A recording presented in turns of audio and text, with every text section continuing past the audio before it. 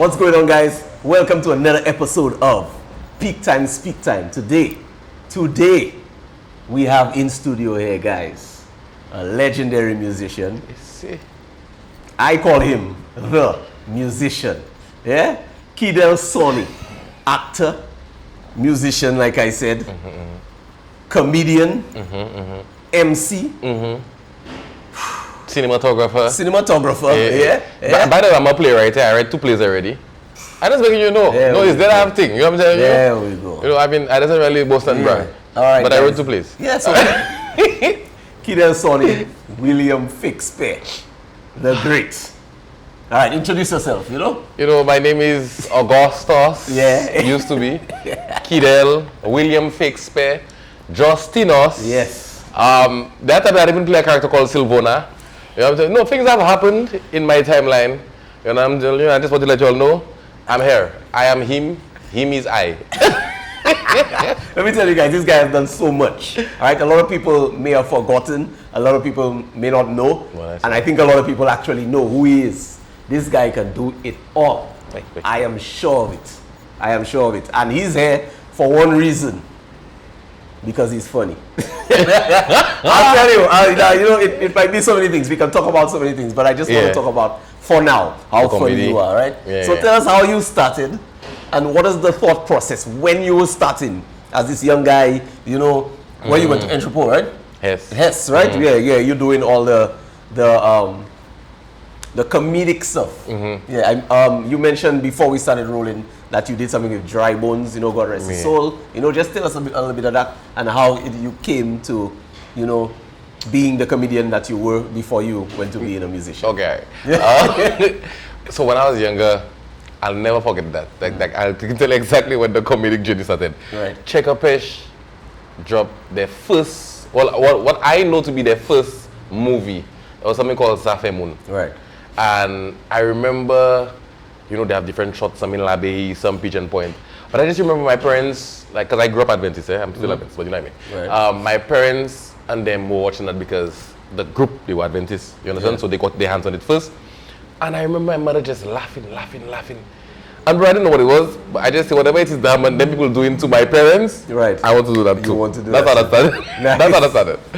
Nice. All right, so Chekapesh. I remember Chekapesh being like extremely big funny. back in the day. Yes. Now I'll tell you what, Beck. So I used to add a phone in Form 1 called a T-Mobile Dash. Remember, people ain't really used to smartphones, but it was a top phone, a HTC T-Mobile Dash. Wow. And it had a record feature. You know, when you're young, the internet not really as big. So I used to just record stuff on the phone, like a fake radio show called Radio Out and Bad. So I used to just put on the record, open the recording app and just record, and I had my cousin then. We used to just, you know, banter, like we used to call it Cold FM, and just keep on going with it until Facebook came out, I think, in 2008. I created an account in 2009, and I just figured, you know, why not share it? Right. So I had a little, like, them computer mics and an old Windows laptop, and we just used to just record this stuff and put it on Facebook. Right. So that's why the name stuck, Radio Out and Bad. So even back then, yes, which is you like you had your own radio station. Exactly. Oh my goodness. Now, mind you, it graduated from just being audio recordings and started to become videos, but I never changed the name. Right. That's why it's called Radio Out and Bad. So I linked up with Dry Bones around 2010. We were doing videos, but I mean, back when it wasn't cool to do videos, but we were doing videos and stuff, and the name just stuck. It was just Radio Out and Bad. Wow. So that's how that whole Radio Out and Bad thing came about. All right. Yeah, man. So where did the music thing come from? Because, okay, you were being funny all over the place. You know, you were doing your videos and everything. And then I just started seeing a keyboard. I get you. With covers. Yes. I was curious. You know, I never asked you. But I wanted to know, like, where did that come from, you know? Yeah. Music was my first talent. So, like, in church and stuff, I started to play music. Right. Ever since I was a little boy, I was playing keyboard. I started to play keyboard when I was like 3 years old. I'm not bragging. I did it for true. Like when I was 3, I started to play music and started to make music make a little bit of sense. I wasn't good. Right. But you know, my mother would be worshiping and I'd be playing little chords. And then as we got older, we just grew in it. And I think at that age, you would be better than me. You see that? Yeah. Because currently? Yeah, currently. That's not good, MX. At all. But you know? In church, I used to see the fellas playing the keyboard, and it just intrigued me. So I was playing. And you know, if you keep on, I always say that, if you keep on doing something, eventually it has to make sense. Right. You know, when you're a child, you don't have anything to lose, so you come from school, you play the keyboard. Right. Anytime you're bored, you'll just play the keyboard, play. And yeah, so keyboard was like my first time. When I got to Form 1, I started to attend the St. Lucia School of Music to play saxophone. Nice. And then I stayed there for like about 3 years. And then I felt like, you know, I wanted to go on Limington and look for the girls. So you left it alone? So I stopped going. See how the girls just distract fellas? But hey, honestly, at the time, because I felt like I was the only person in my class that was going to School of Music. Right. You have to come to school for a big sax in your, you know what I'm telling you? Day, you know, that just I wasn't looking cool, you know? You just want to be carrying your small jazz pot, you know? Yeah, you know what I'm telling you? Exercise exactly. You have I don't want to be, so I just stopped going. That's what happened. Right. I remember when I was going to school, right? I wasn't playing no music, but I had my jazz pot, my exercise book. A little notebook, exercise book and a bowl of food. So coming down searching people bag, you know? So you're like, let me see what you come to school with. You're supposed to have your textbook. Yeah. I have a food and nutrition exercise book and a bowl of food. So they say what? You come to school for food alone? Yes. No, I had a notebook. Yeah. All right? I had one notebook, bro, that had every subject in it. Yeah. Because only one book I have. I'm just doing foundation, I'm doing that. Bio, everything is in that one book. But I know why them teachers are. You know, when you studying, you open one book, everything in the book. I agree. You have to look at 6. Yeah, anyway, we back. Yeah, so you learned music in church. You know, you went through it about 3 years. You stopped for a little bit, right? I stopped the sax. The sax. I never stopped keyboard. Okay. I played keyboard my whole life. I never stopped playing keyboard. Love. Yeah, but I got popular for comedy. Right. And when we were younger, bro, let me tell you, this did have stories. Yeah. So when we were younger, I wanted to be an artist. Yeah. I wanted to sing soca. Right. So I remember we used to go by, you know, Nerdy. Yeah. Imran Nerdy. We used to go by Nerdy home. Nerdy had a little makeshift kind of studio. All of us used to be drinking a night train and we hot in the studio. It used to be me, Nerdy, Black Wolf was there, a fellow named Skinny from Reckless Gang, right, Top Cat, and we used to be recording and stuff. And then I remember one time I made it to semi-finals for Soca Monarch. Now I don't want to talk about that because I don't want people to go on for those things. Yeah. But we were very young, and I made it to semi-finals. And I just remember when we were like going on the stage to sing, like everybody just moving. So one singing, people moving, and then when I guess a Teasel and the man come, everybody coming back. Oh shit. I remember leaving that station, I say, you see me? I sing it again. I go on MC the people shows and take their money. Because that don't happen to me twice in life. So the time you sing it, next time people gonna look for food and things. Bro, it was very obvious. You know what I heard about Russians? Yeah. You could have leave when they say, okay, give it up for Bex. You could have leave then. Yeah. They're waiting for them to say, and make some noise for Kiedel and Sonny. People just move. Why is now you moving? Nah, y'all need to stop that. Y'all hurt my feelings. Y'all need to stop that. But y'all need me an MC. Yeah. So we're good. Yeah. We still so you see now, guys, the MC work this guy did, you know, epic. Yeah. I remember. But here's what. I want to jump on the music part. Tell me. But I remember, you know, this guy's last set. He did a comedic show. That's what they call it. Yeah. That was a Sandals. Sandals. Yeah. And you know, I was like, yeah, boy, that's good job. That is my bro there. Good job, you know. And the next time I see him, man, I heard he's like to be called the musician. Bro, I was like, whoa, and I see that sax. I don't know where that come from, you know. I swear, I never tell people to call me the musician. Let me write the whole thing, alright? Well, that's my name for and then from that moment, Bex called me the musician. The musician, yeah. Why would I want to be called the musician? But now right now the sax is my love, to be honest with you. Yeah. So here's what. You doing this, I'm around on jobs everywhere, Marigo everywhere, and I'm seeing this guy there. Yeah. So what's gonna happen with comedy? Boy. Well, I think comedy is done. I think my time like doing comedy is done. I feel like professionally, I've been doing comedy for a little over 15 years. Right. And comedy did what it had to do. Because comedy, I was never really in love with it, if I have to be honest with you. If I've been strictly honest with you, it was paying the bills. I make some good money giving jokes already here. And I feel like it was what was like putting me on that grand stage, making people know who I am. So I did it for that purpose. Okay. Now, I don't feel like I should be lying to myself and continue to do something that I'm not in love with. Right. You understand? Makes sense. Yeah. I didn't see it that way, you know. No, I had some fun doing that online. Yeah, I didn't see it because seeing you do it, it's just... All the way from Radio Atomba days, what we used to do is on a Sunday, we just used to take the cameras and just go in the bush. Yeah. Literally, bro. And whatever idea. And I've been doing parodies from like ever since I was a little boy. Right. So from way before the internet was a thing, I was just remixing songs. So I feel like what ended up happening with the comedy is that what I was already doing that my classmates and them liked, I just put it online. There's a lot of like covers, like there's one I did called No Hair with Dry Bones. It's a parody. I wrote that when I was in like, I don't know, maybe primary school or something. So it just, people see it now. They saw it when I was older and I had the camera and stuff. So, but it was there already, you understand? So, yeah, man. So whose idea was the Kung Fu movie thing? Was that a Wolf production? I don't really remember. It was just Dry Bones. I just used to go by, I just take a bus, walk inside a boss issue, buy Dry Bones and just film whatever that come to mind. We didn't used to plan that, bro. I don't even know how we end up doing that one. Yeah. But just used to be like random productions, and we did a couple of those. Yeah. And then we turned one of them into a play, and we did it for Artrich, a CDF festival. Nice. We win People's Choice Award for that. Right. Bro, it's very funny. I don't remember all that. Wow. Bro, I tell you, it's funny how we did the play twice. The second time, that same play, we charged people again for that. We make money off of that. Nice. But those things were never plans. Those things just happened. And I feel like the best thing about us when we were younger is that I won't say we didn't care, but I didn't care as much. If I do a thing now and Kiedel do a thing and it flop, like it's different from younger Kiedel. There's nothing to lose. Right. You understand? I do a video, you don't like it. Yeah. It's now like there's a pressure. I feel like when you... Anything before Soca Monarch, you didn't care because I know you care. Well, when do people move on? Anything. So, and honestly, if I have to be honest with you, I think that Soca Monarch thing, I should not have... Because look at Dodi now. Yeah. It didn't stop. Yeah. You know what I'm saying? Yeah. I feel like I should not let that get to me. Yeah. But I was already tasting the success of the comedy. Wow, boy. And then I feel like as a result, I felt like everything I said supposed to be as successful as that. But I got to ask Sonny about that because... I think I should not stop. Yeah. I feel like... And even now, like I have some songs that I hold back on. Because I know if I drop a comedy video now, more than likely, that'll do well. Yeah. When I drop a song, like, I might not play... I have to struggle. I have like maybe two songs that play, like For the Christmas and Sawed.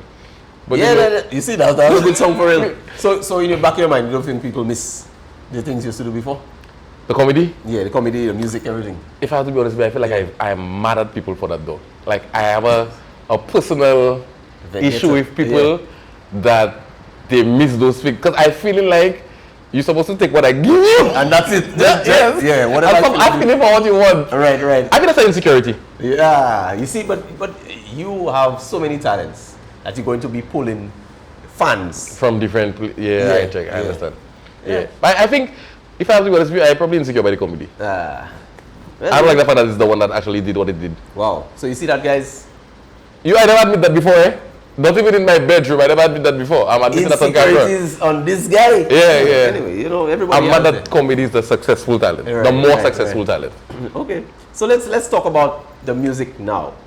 Tell us what you're up to, because I don't think since you're not on the stage, you barely posting anything online. You posting now, walking and telling people you should be here. Like I'm in my bed early in the morning. Go to the gym back. Yeah. There's gym. Well, early in the morning, you're telling people walking. You have to wake up and go to the gym. Because I'm doing it. Miss You Loves Company. I'm just joking. For the music. Yeah. I feel like I'm in love with music. I've always been in love with music. And I feel like sax becoming my primary. Because I've been playing keyboard for so long. Right. That because I like went back to the sax and I actually like learned how to do it properly. I feel like the interest is still there. Right. Also, I like to sing, and the sax is a singing instrument. Like it kind of mimics the human voice. Okay. So I think that makes me love it even more. And I'm getting the same feeling that I got as a child when I was learning keyboard, where every day I wanted to just play the keyboard. Now I want to play the sax. So now you just want to play the sax. So I feel like it has all of my attention. So you still touch on the keyboard? No, I have a keyboard, and my keyboard not working. Well, you need to get one? No, on the keyboard, I don't think I'll ever lose that. That's a bicycle, man. That's like, okay. I have that. Understood. But I want to get very good on the sax. Okay. Yeah. So, like I think with the online presence, I mean, you're still there. You're still posting things and all this. But I feel like people need to see. Like, is there any way to combine your past online presence with the with what you're doing now in present? Like combine it. Like, about comedically? Like I don't know. Like is there anything that you've thought of? Because I feel like you need to be back there, you know? Yeah. All that. I don't know, I've not thought about that. Yeah. People want to see that. People want to see that. Yeah. I feel like another thing too I find, like, I remember there was a point in time where there was a whole like movement, Kiedel Sonny not funny, Kiedel Sonny not funny. It was a movement, right? Right. And then I started to realize at the end of the day, bro, there are people who honestly just like your personality and they like the things that you do. Right. And I think that it's unfair to just say I'm not giving you that. After it's you that bring the people to that. Exactly. You bring them all the way, you know? So. I think sometimes it's unfair to just like take it away from them. All right. But I tell you straight, I have an insecurity when it comes to it. I don't know what it is there. I just feel like I'm very upset that is the one that made it. And I've seen success in like videography. I've done some like good work. Videography has probably made me the most money out of all of my talents. Right. But I feel like again too, like boy, when God tell you is that. Yeah. Is that do that.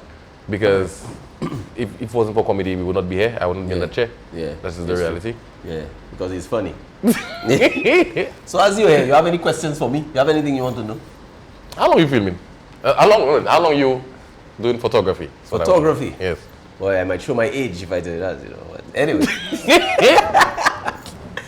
All right, I'd say about 15 years. 15 years? Yeah. Because I just remember I didn't know you. Right. And I just remember you being on the scene. Everybody know you. Yeah. And I mean, here we are with Peaktime or whatever it is. Right. What inspired you all to create Peaktime Studio? Okay, Peaktime Studio was created because I left Sandals and Memory Lane Jameson left Sandals after me.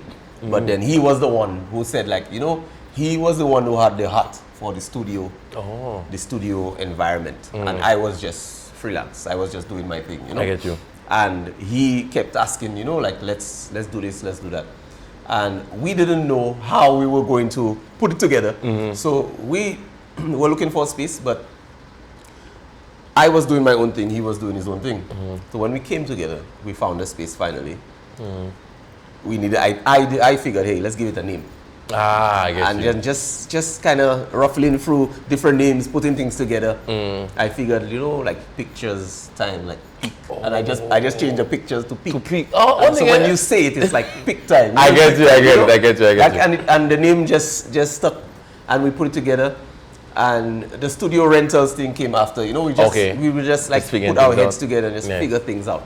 And we're here now, but I always wanted to do, like, you know, something like this. I talk to people because people are always coming to the studio and just talk to me. So I'm always having conversations with people. So you feel like those. So I figured, why not record it? Yeah. You know, and this is it. This is it. Yeah. I have one more question. Has it ever been scary being an entrepreneur? It's scary all the time. Because even now? Yeah. Everybody has their personal life. Everybody has expenses and things they have to pay for. Things unforeseen, you know, things just happening randomly, and things you know that's going to come every month. So in the back of my mind, I'm always looking at, hey, how am I going to be paying for this? Every single month. You know, so that drives the hustle. That drives, that's you know, true. Yeah. So I'm always, you know, trying to keep customers happy. Never try and keep people complaining. I don't think if hey. Don't bash me in the comments. Yes, don't do that. All right, message the boy privately.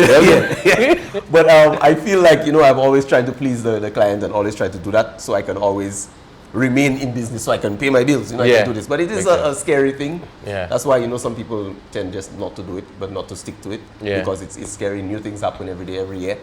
So we cannot use the same formula.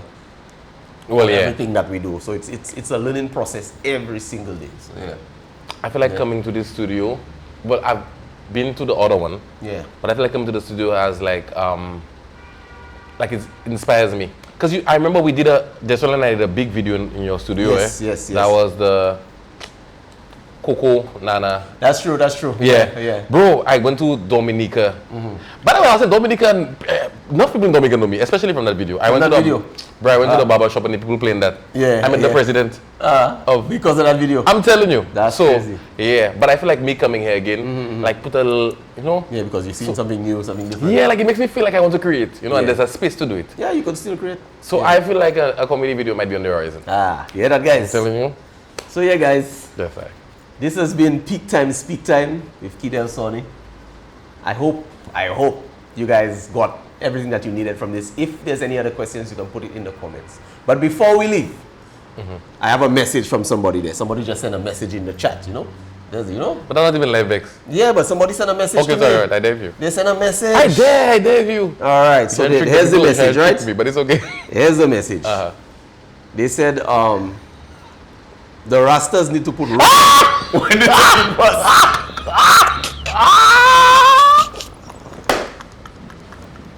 Thanks. Hold it down.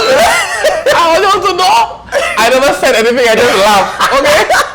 You have to retire that video and retire that sticker. I've had enough. Alright? Never. I've had enough. That has been my favorite video every single time. Bro. They could play that. I don't even say anything. I just laugh.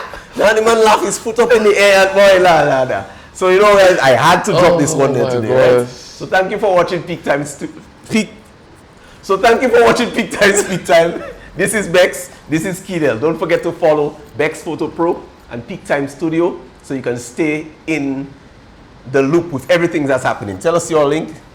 Kiedel_Sonny. KIEDL_SONNY. Is there a music link that we need to know about? No, just nothing. Yeah, just Kiedel that's it. Yeah, man. All right. Good. If you go on Spotify, look for Kiedel Sonny. Nice. All right, guys. Thanks for watching. See you guys later.